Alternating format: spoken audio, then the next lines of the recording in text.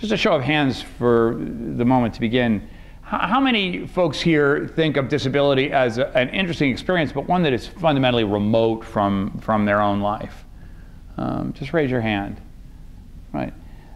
How many people think of disability as something that they deal with, every day on a personal basis? Right.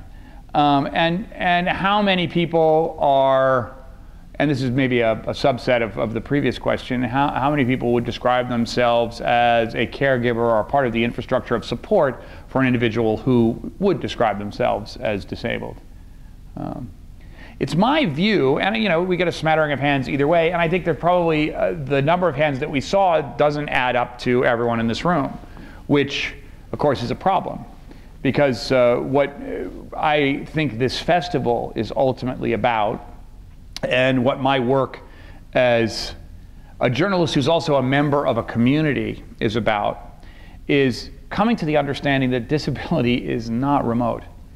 There's nothing remote about disability, and that is fundamentally different from the stuff you'll hear maybe from some advocates or from my mother, who loves to say things like, well, you're just one car accident away from being disabled, or you're one trip over the step from being disabled. The idea that disability is a coming and knocking at your door, kind of thing, which I don't think is a really useful way of looking. I mean, it may be the case that we all age, and that our set of physical expectations changes over the course of our lives, and it certainly has for me. And it didn't begin at age 19 when I had a car accident, and it didn't end, when I realized I'm a guy in a wheelchair. Oh, great, that defines me now. It's always a moving target. It was described a moment ago that the ADA, the Americans with Disabilities Act, was a controversial law when it was passed. In fact, people don't remember that it was one of the very few laws that was passed without a single dissenting vote in the House and the Senate. So controversial in one sense, in that, wow, we're doing this for the first time. It's really taken us a long time to do it. It must have been controversial. Perhaps that wasn't really the reason, though. But subsequent sort of discussion of what the ADA was about, and particularly the idea of actually enforcing it, well, we want to definitely have this great ceremony where we sign this bill to help all the people who are disabled, but we certainly wouldn't want to actually build all those bathrooms now, would we? And my God, how much acreage are we talking about here with these parking spaces, And indeed, the ADA is unique, and perhaps is most controversial for something you probably don't know anything about related to it, and that is that it is a law that was deliberately left unenforced. The way you enforce it, it's more enforced now. There's actually a place in the Department of Justice that is responsible for disability law enforcement. But at the time the law was passed, essentially the enforcement was going to be people filing lawsuits, which is a perfectly legitimate working of the judiciary to make sure that laws are complied with.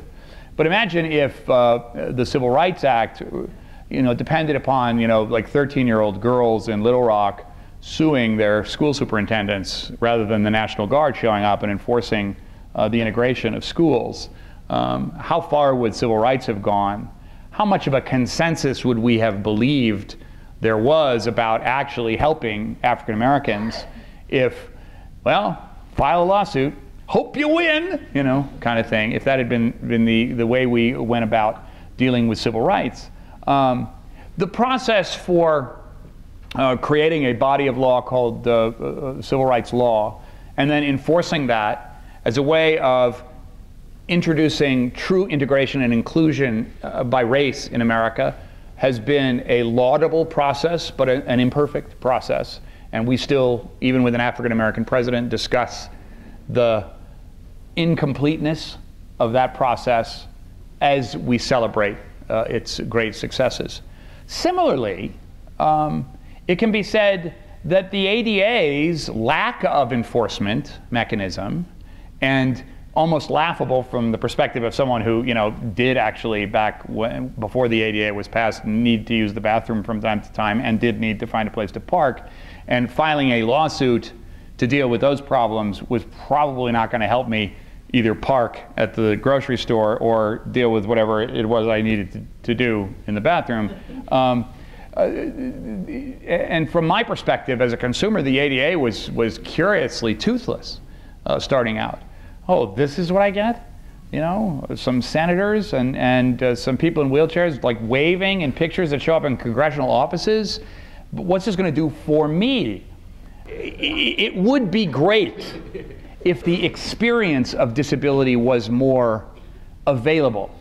You know, the options that are associated with motivating communities to deal with disability are often related to guilt. You know, we need to get around to do that. The charitable mission, the holding of telethons, these sorts of gestures relate to a kind of distance. We presume that we're distant from the experience of disability, so we have to make up for that in some way by creating compensating institutions like the Americans with Disabilities Act, like charitable institutions. The challenge for me in listening to the guy in the bike shop was, how can this experience of disability not seem so remote? How can I make it so that he sees me and goes, oh, damn, I've got to do that ramp, instead of, there's this law for you people who are out there, and somebody else is going to have to deal with it, you know, not me.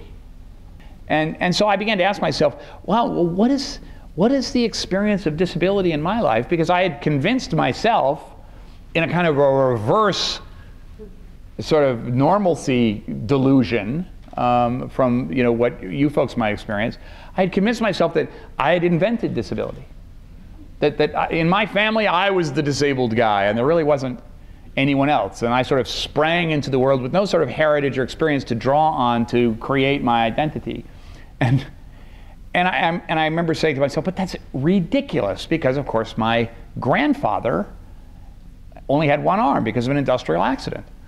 And indeed, I remembered then suddenly, vividly, and they were never really lost, but they were just sort of in different categories, in different boxes in my brain for some ridiculous reason, that when my grandpa Hockenberry on my father's side would come to visit, that we would bring the neighbor kids over one at a time and charge them 10 cents to see my grandpa's stump, which was pretty awesome looking. I mean, it was great. It was actually just below the elbow, and he could do wild stuff with that stump. Disability is maybe a month-long festival. Maybe it's an act that we pass, once every 20 years. But our proximity to the experience of disability, the idea that our physical expectations are changing moment to moment, relates to almost everything that is a challenge in our life and culture today.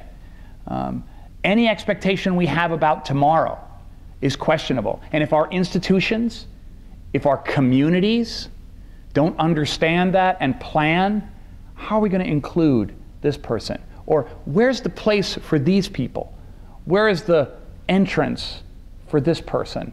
Have I thought enough about tomorrow and how the circumstances and expectations that I have now might change? That's the essential challenge in this economy and this sort of political system where we talk so much about innovation and entrepreneurialism and the next big thing. The next big thing is change. Disability is about change. People who deal with change understand that.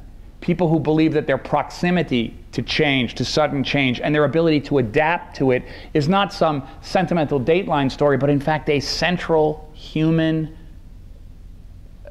attribute.